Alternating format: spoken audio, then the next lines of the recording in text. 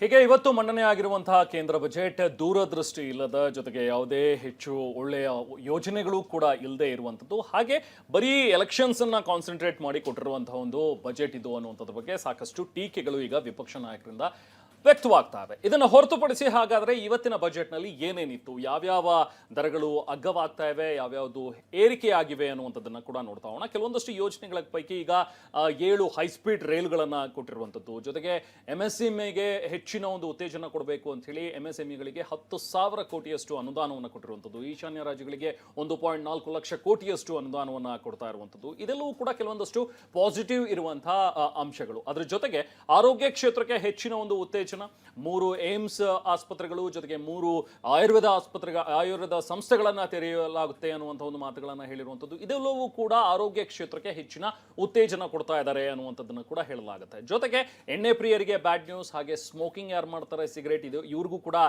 Bad news ಇದೆ, ಯಾಕಂದ್ರೆ ಹೆಚ್ಚು ಮಾಡಿದರೆ ರೇಟ್ ಎಲ್ಲವನ್ನೂ ಕೂಡ. ಹಾಗಾದ್ರೆ ಇವತ್ತಿನ ಬಜೆಟ್ ನಲ್ಲಿ ಓವರ್ ಆಲ್ ಹೇಗಿತ್ತು, ಯಾವ್ಯಾವ ದರಗಳು ಏರಿಕೆ ಆದವು, ಯಾವ್ಯಾವ ದರಗಳು ಕಡಿಮೆ ಆದವು, ಇದೆಲ್ಲದರ ಬಗ್ಗೆ ಒಂದು ಡೀಟೇಲ್ ರಿಪೋರ್ಟ್ ನೋಡೋಣ.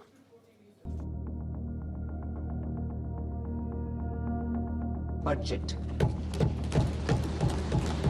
I propose to launch the Mahatma Gandhi Gram Swaraj Initiative, India's next phase of growth, the Power Finance Corporation and Rural Electrification Corporation.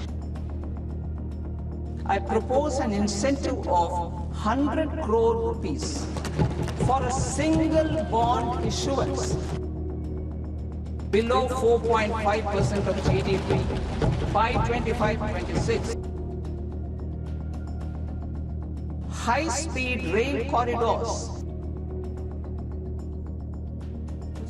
ಬಹುನಿರೀಕ್ಷಿತ ಕೇಂದ್ರ ಬಜೆಟ್ ಮಂಡನೆಯಾಗಿದೆ. ನಿರ್ಮಲಾ ಸೀತಾರಾಮನ್ 9ನೇ ಬಾರಿಗೆ ದಾಖಲೆಯ ಬಜೆಟ್ ಮಂಡಿಸಿದ್ದಾರೆ. 2026-27ರ ಬಜೆಟ್ನಲ್ಲಿ ಪ್ರಮುಖ ಯೋಜನೆಗಳನ್ನ ಘೋಷಿಸಲಾಗಿದೆ. ಯಾವ್ಯಾವ ಹೊಸ ಯೋಜನೆಗಳು, ಬಜೆಟ್ನಲ್ಲಿ ಹೈಲೈಟ್ಸ್ ಏನು ಅನ್ನೋದನ್ನ ಒಂದೊಂದಾಗಿ ತೋರಿಸ್ತೀವಿ ನೋಡಿ.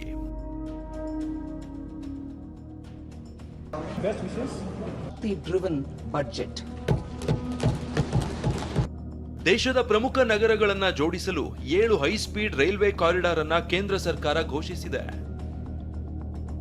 Mumbai to Pune, Pune to Hyderabad rail, Hyderabad to Bengaluru, Hyderabad to Chennai rail, Chennai to Bengaluru, Delhi to Varanasi, Varanasi to Siliguri high speed railway corridor ಘೋಷಿಸಲಾಗಿದೆ.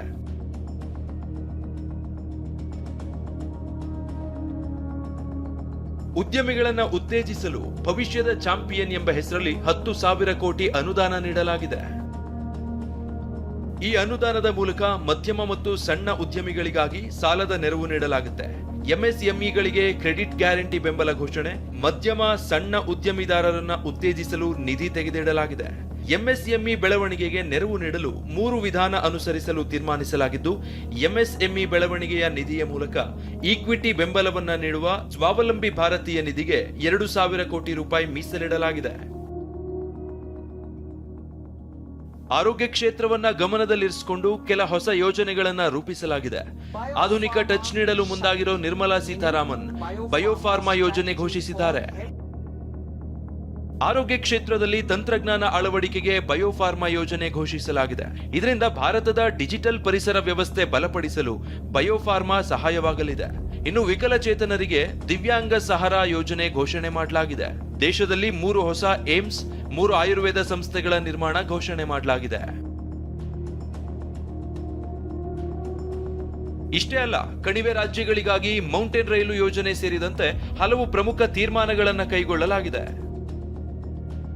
ಹಿಮಾಚಲ, ಉತ್ತರಾಖಂಡ್, ಜಮ್ಮು ಮತ್ತು ಕಾಶ್ಮೀರ ಈ 3 ರಾಜ್ಯಗಳಿಗೆ ಮೌಂಟೇನ್ ರೈಲು ಯೋಜನೆ ಘೋಷಿಸಲಾಗಿದೆ.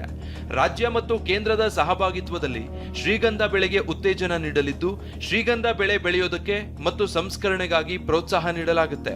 ಪ್ರತಿ ಜಿಲ್ಲೆಗೂ ಬಾಲಕಿಯರ ಹಾಸ್ಟೆಲ್ ನಿರ್ಮಾಣ ಮಾಡಲು ವಿಶೇಷ ಅನುದಾನ ತೆಗೆದಿಡಲಾಗಿದೆ. ಪೂರ್ವ ಕರಾವಳಿಯ ಅಭಿವೃದ್ಧಿಗೆ ವಿಶೇಷ ಪೂರ್ವೋದಯ ಯೋಜನೆ ಘೋಷಿಸಿದ್ದು, ಕೈಗಾರಿಕಾ ಕಾರಿಡಾರ್ ಸ್ಥಾಪನೆಗೆ ಒತ್ತು ನೀಡಲಾಗಿದೆ.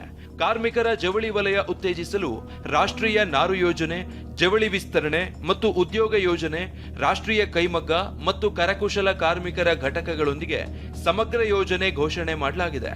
ಖಾದಿ ಮತ್ತು ಕರಕುಶಲ ವಸ್ತುಗಳಿಗಾಗಿ ಮಹಾತ್ಮ ಗಾಂಧಿ ಗ್ರಾಮ್ ಸ್ವರಾಜ್ ಯೋಜನೆ ಘೋಷಿಸಿದ್ದು, ತರಬೇತಿ ಕೌಶಲ್ಯ ಮತ್ತು ಉತ್ಪಾದನೆಯ ಗುಣಮಟ್ಟ ಸುಧಾರಣೆ ಮಾಡಲು ಕೇಂದ್ರ ಮುಂದಾಗಿದೆ. ಜಾಗತಿಕ ಮಾರುಕಟ್ಟೆ ಮತ್ತು ಬ್ರ್ಯಾಂಡಿಂಗ್ಗೆ ಕೇಂದ್ರ ನೆರವು ನೀಡಲಿದೆ. ಇನ್ನು ಏಪ್ರಿಲ್ನಿಂದ ನೂತನ ಐಟಿ ಕಾಯ್ದೆ ಜಾರಿಯಾಗಲಿದ್ದು, ಯಾವುದೇ ಸ್ಲ್ಯಾಬ್ನಲ್ಲಿ ಬದಲಾವಣೆ ಮಾಡಿಲ್ಲ. ಐಟಿ ರಿಟರ್ನ್ಗೆ ಇದ್ದ ಸಮಯ ವಿಸ್ತರಣೆ ಮಾಡಲಾಗಿದ್ದು, ಅಪಘಾತ ವಿಮೆಗೆ ತೆರಿಗೆ ವಿನಾಯಿತಿ ಘೋಷಿಸಲಾಗಿದೆ. Bureau report, TV9.